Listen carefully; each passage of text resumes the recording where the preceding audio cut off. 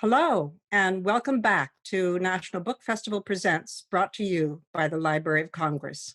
My name is Maria Rana, and I'm the Literary Director of the Library of Congress. Our program today focuses on a fascinating new book by Kate Greene. It's called Once Upon a Time, I Lived on Mars.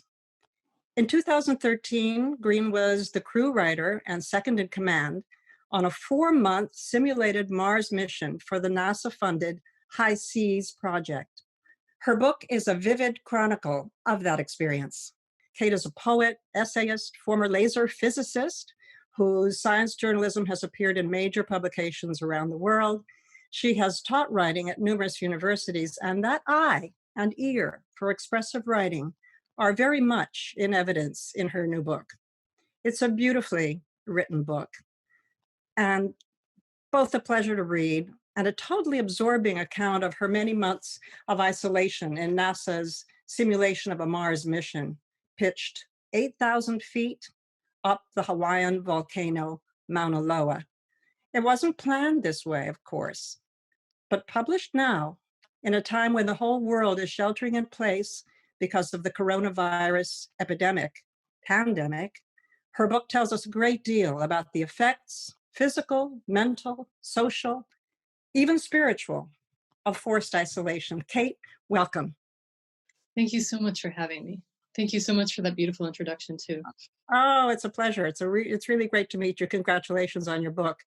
Well, tell us first about these analogs that NASA cooks up and develops to prepare astronauts for missions to Mars or elsewhere. How did they come to be? How did they decide to do something like this?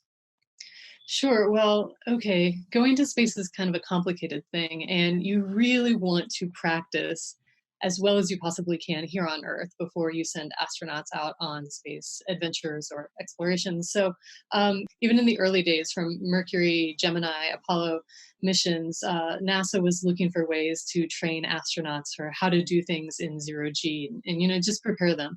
And that's where we get the neutral buoyancy lab. If you've ever seen pictures of astronauts in spacesuits in a giant pool in Houston, that's a simulation that's training astronauts for how to, say, fix things on the International Space Station.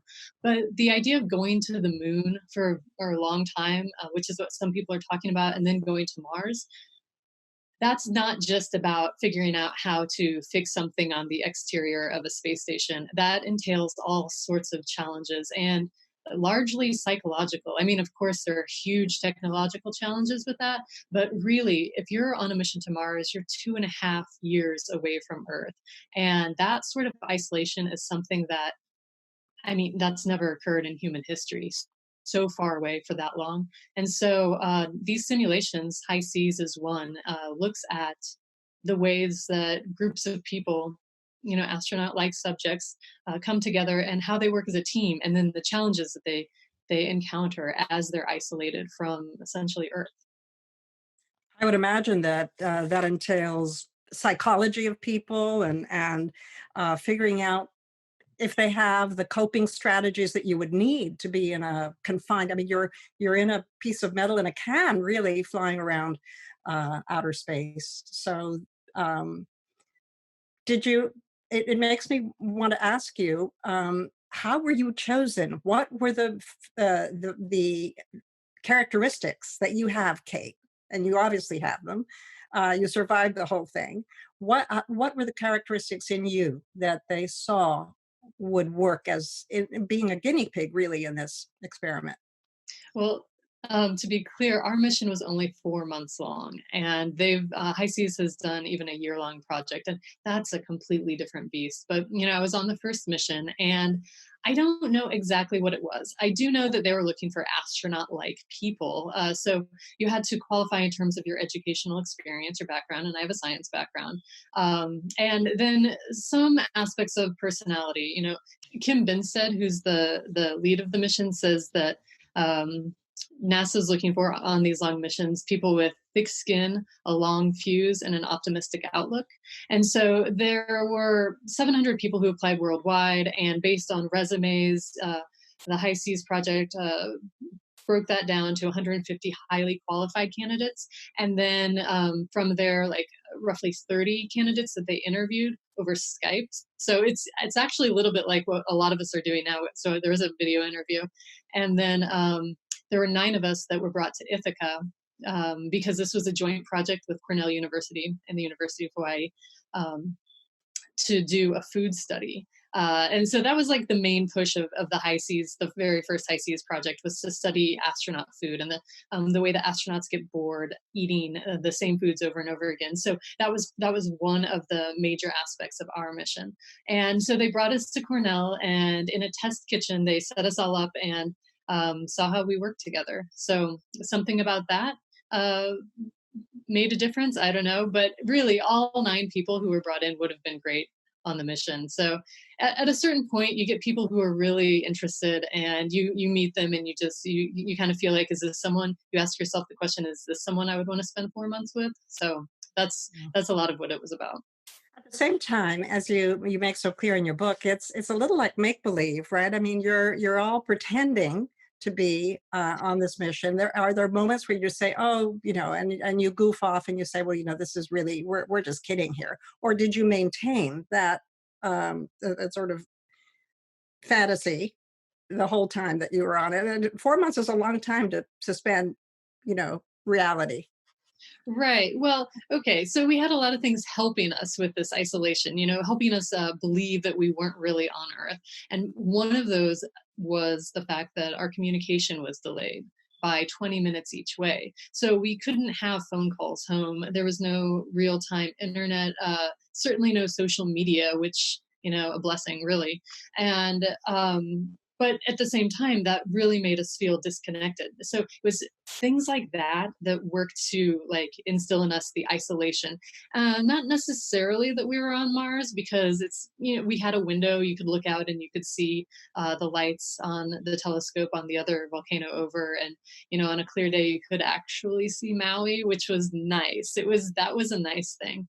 But there were other aspects of the isolation too. We had to wear spacesuits when we left the dome, and so you're never really outside. You never get that feeling of outside. And so, in terms of like actually believing you're on Mars, that was harder for me to do. But in terms of feeling isolated or cut off or just separated from Earth, that was kind of always there. Tell us about that physical space, that geodesic dome, that very forbidding looking geodesic dome, and trying to make it like a home for yourselves. Tell us a little bit about what it was like physically. Physically, there was actually a lot more space than you might presume. You walk in, and um, there's this gray blue carpet, and you had workstations, you had a table, you had a kitchen that was kind of like a normal kitchen. We had a bread maker, we had a microwave, we had a little tiny refrigerator. Really, the kitchen is what made it feel quite a lot like home, and the fact that we had a dining table that we all ate at every day. But where we slept at night was in this mezzanine level, up above, and our bedrooms were essentially oversized closets, not very large. So, and they were all stacked, kind of like pie pieces, like wedges of a pie. And so the rooms, our personal space in our rooms wasn't very large, but the common space was quite large and expansive because of that domed ceiling. It gave you kind of an airy feel. And you know, your food, you ate 3 times a day. Did you sit together as a family might? And you Yeah. actually talk a lot about the food. Yeah, absolutely. Food is so important in isolation, and I think we're seeing that now, that so many people are, hashtag breads of quarantine, and I'm just seeing so many beautiful creations that my friends are making and posting on Instagram. And our main purpose on this study was to look at food, and the main question was, might it be better to include at least some shelf stable ingredients, some options, so that you could create a novel meal, a novel dish once you land back once you land on Mars and have access to gravity again, you could make a stir fry or bake a cake for someone's birthday or something like that. Right now, astronauts on the ISS only really have food that comes in pouches that you just add water and heat to. And scientists have learned that over time, they eat less. Astronauts eat fewer calories, and that can really lead to some health problems down the road. And on a 2.5 year mission, that could be disastrous. So that was one of the questions.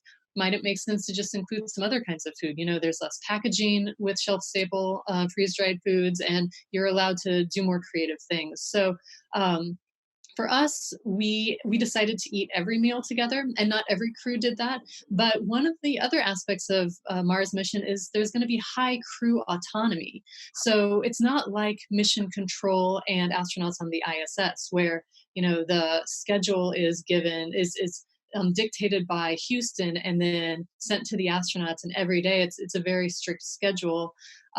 It would be more like an Antarctic expedition, say, where that expedition crew is actually in charge of how things go. They're not checking back in with home all the time. So, and that's a function of the delay and just the distance. So for our crew, we got together and we decided a lot of our own rules, like how we would split up chores, if we would eat all meals together, where we would work, and try to make sure that we weren't inadvertently self-isolating within the isolation, because that can lead to problems with crew cohesion and yeah, just social problems on the crew. So yeah, we decided to eat every meal together. I don't know if that was the best decision, but that's what we ended up doing.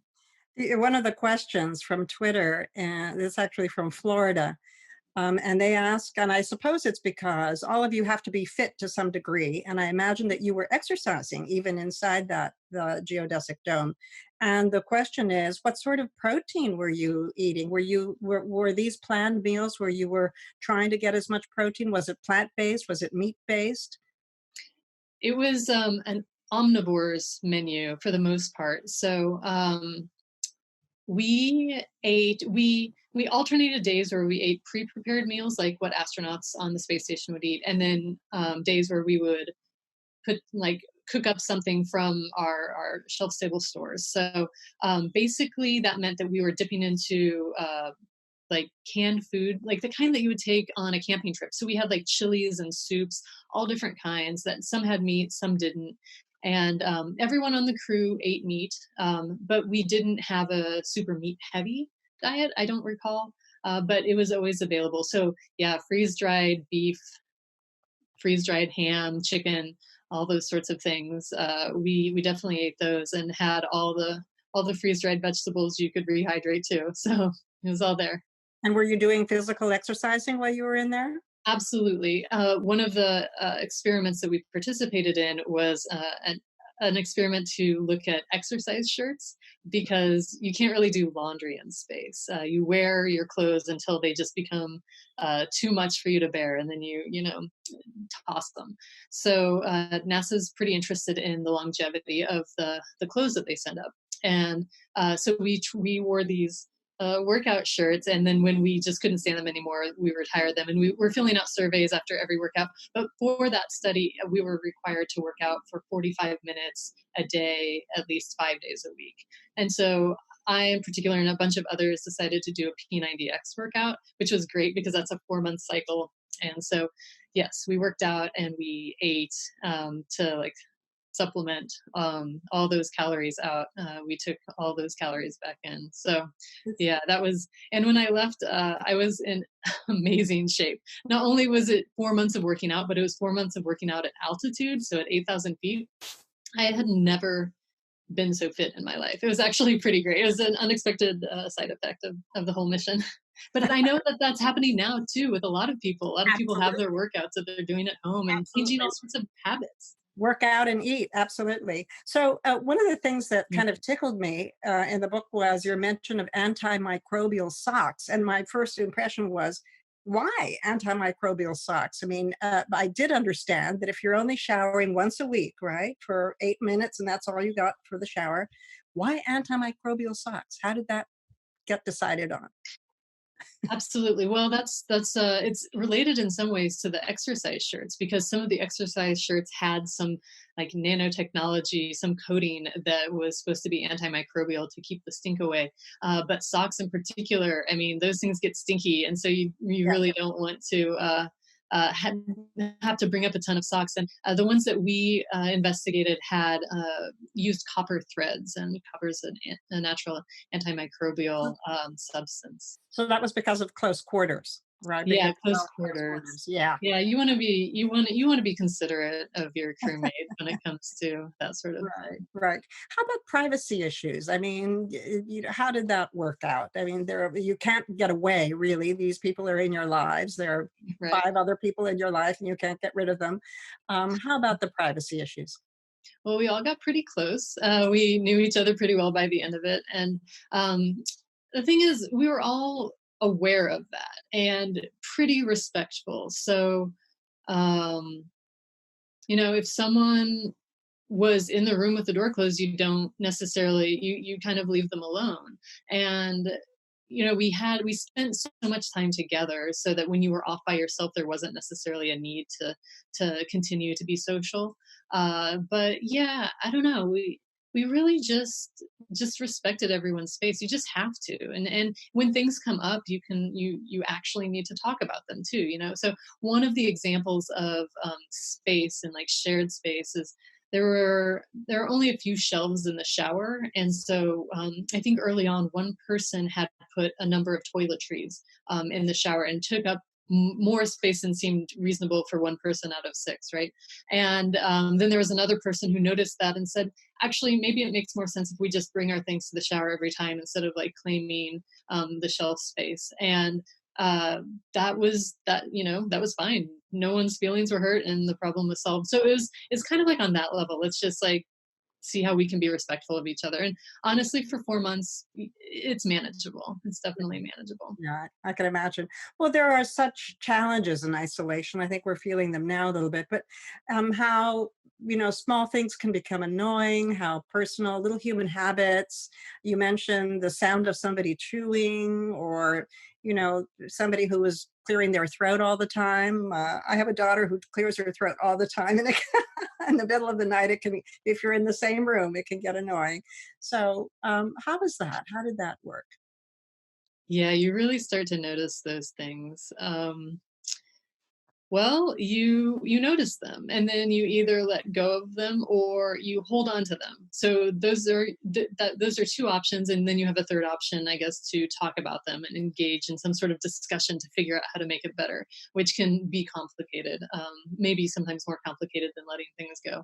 So yeah, we didn't have too many incidences. As a writer, I noticed the little things. So I found myself getting a little annoyed and then like having to work very hard to just sort of like let it go. There were a few instances where I still remember things, stories I tell my friends, how um, a crewmate was sitting across from me at the table and she would just tap my shin gently with her little slipper and not realize she was doing it. And I would tuck my legs further and further under my chair, but somehow she always found my shin. And that was something that I had decided just to never talk about. But evidently, all these years later, I still think about it. We've talked about it since, and she just laughed. She said, "I wish you would have told me." But in the end, it actually wasn't that big of a deal. But it's kind of funny now to realize that I am still thinking about it. They're all. I think when we come out of this situation that we're all in right now, we'll all remember those things, those little things that really, really made the isolation challenging or just memorable. Just like this is a feature of this isolation for all of us. So yeah. Well, if you're a writer, as you are, you notice little things. I mean, that's what writers do. They're, and you were the crew writer, so you were taking these things down all the time. I imagine that you were more detail oriented in that respect than most.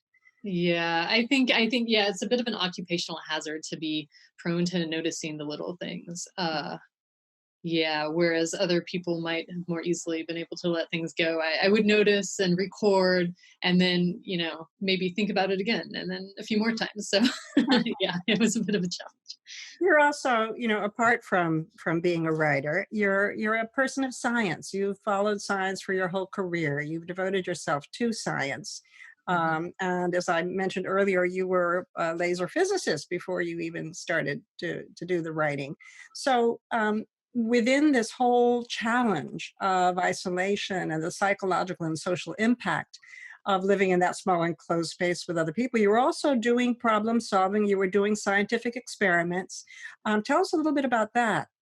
Absolutely. So all of us who were on this mission had a scientific background. And that was a really nice commonality because we were conducting experiments and we were part of the experiment ourselves. So we all understood the importance of data collection and sort of uh, just the burden of all the surveys we had to fill out. It was part of the science, and I say burden, it wasn't super burdensome. It was just like, the same day, same surveys, and we had to do so many of them. So what's the most interesting thing to me about this experience was that, well, what's one of the most interesting things to me about this experience is that uh, it was a science experiment, but it focused so heavily on the domestic, like the internal sphere. And usually science is looking at these great big grand questions outside, but this was looking at six people living together and the way we felt and the way that we interacted. So it was this really amazing combination of how you do science and look at science and be a part of science within like this unexpected domestic sphere, because so much of this conversation we've been talking about is just like what a lot of people are experiencing now in their homes, during this isolation. But we were, forcing that isolation and then asking questions about it, probing it. So that was very interesting. It actually, um, a lot of it reminded me of my grad school experience as a laser physicist, which was pretty isolating.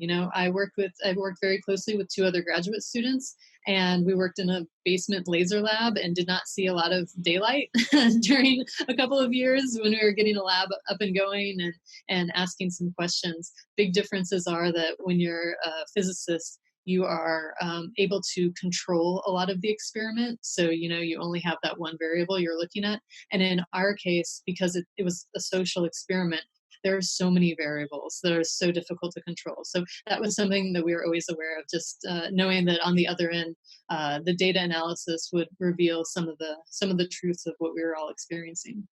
Right. And we can identify with you because it being at home in a pandemic, you're doing problem solving yourself. How are you going to get this done? How are you going to get that done? Innovating so that you can get things done. So I think, Absolutely. I mean, that brings up such a great point. You're living now a life that's so different than what you were. And in the first weeks when we moved into that Mars base, the Mars base, it was a whole new world for us. We had to figure out what this home was and how we were going to live in it, and how we were going to communicate and how we were going to get what we needed, and how we were going to be able to give to each other. It was destabilizing, it was unsettling, and it was full of problem solving, figuring it out. yeah. So where do you live now, Kate? I'm in New York City, in Washington Heights. Okay. So, and how is life for you now? I mean, are you having sort of flashbacks of your experience? Or do you get out at all? How does that? Yeah, How's I've I've definitely had flashbacks, and in the early weeks, I went out and I grocery shopped and I got a lot of shelf stable food that we had on the mission. I wanted to make some meals that reminded me of Mars and actually some of the snacks, because it was such an interesting time. It was an overall very positive experience for me, and so there was something about the uncertainty of isolation now that was made a little bit less uncertain by getting the food that I was familiar with in that situation. New York right now is pretty interesting. It feels like it's sort of waking up again at this stage in the pandemic. And I mean, you can hear an ice cream truck outside my window, perhaps. And so people are out and about and taking care of business here.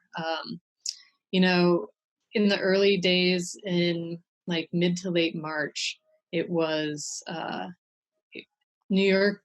this neighborhood in particular felt like a ghost town. It felt a little haunted. Things are a little bit different now. People Yeah. are There are more people around, and in this Yeah, ice. yeah, I can imagine. Yeah. Here's a question from Facebook that relates to a question I was going to ask you anyway. And the question um, says, "What can you tell us about your sequestered life? Does it make you a better person?" My question would have been, "How did Mars change you, or how did it make? How did this experience?" Of sequestering and isolating and thinking, pretending, fantasizing that you were in a very far away place with people for a very long time. How does that change your own psychological makeup? Did you come out of it changed in any way?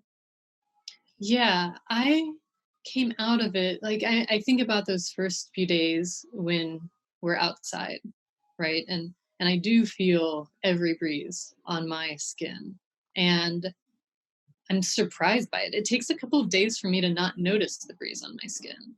And the sun on my face, that's something that you don't think about all the time. I mean, I, in particular, am prone to sunburns, and so I was very careful when I came out to use a ton of sunscreen. And then I saw my crewmates, were in Hawaii, and they were getting some color back, and I wasn't. And so finally, I just said, you know what, I'm just going to stand here for 5 minutes, and I burned. I was so sensitive to the sun, but in addition to that, loud noises frightened me. I just hadn't had a lot of unexpected things happen. So I was at a beer garden with a friend, and there was a dog that barked and a pigeon that flew away, and it was a little bit terrifying. Of course, I realized now I realized what was happening, but that just like that sort of stimulation hadn't occurred in many many months. So in that way, when I first came out, I was changed. But I think overall, I started thinking about things a little bit differently. I really did appreciate nature more. I've always liked to hike and swim and camp, but I truly, I mean, like in a way that I hadn't before. I saw the majesty of this planet, and just thinking about, Earth versus Mars and where do you want to live? This is a pretty sweet spot. So yeah, I really came to appreciate that, and I love spending time in nature these days. It's just, I mean, still. So, and little things too. I became aware of how little water you actually need to bathe or to wash dishes, or you know, I became aware of my body and the way that it uses resources. So, in this mission, you're always aware of calories in, calories out. An astronaut, you can essentially like plug an astronaut in some ways into the mechanized system of space flight. You have engineers who are designing capsules and transport vehicles and space stations. And so what do you do with the person? Well, you have to kind of turn them into numbers, inputs, outputs. And and so in some ways I became aware of my inputs and outputs more than I had before, and realizing that that's all of us, and we're all on this planet. There are 8 billion of us on this planet in that Yeah. situation. So So, Kate, what do you hope at the end of the reading of this book, anybody who picks this book up, what do you hope they take away from your story, from your essays? I ask a lot of questions in the book, and so I guess I do hope that a reader might come away asking their own questions, or asking different kinds of questions than they might have otherwise about what it is to think about space exploration and what it is to live on Earth. Yeah. Well, you do learn a lot about science in this book, and you learn a lot about the human animal, and you learn a lot about social relations, psychological stress, and all of that. But mainly, it's as I've said before, it's a beautiful read, Kate. Congratulations for your book. It's called Once Upon a Time, I Lived on Mars, published by St. Martin's. I wish it every success. Thank you so much. And thank you so much for this conversation. It was really nice. Thank you for joining me. It was a pleasure.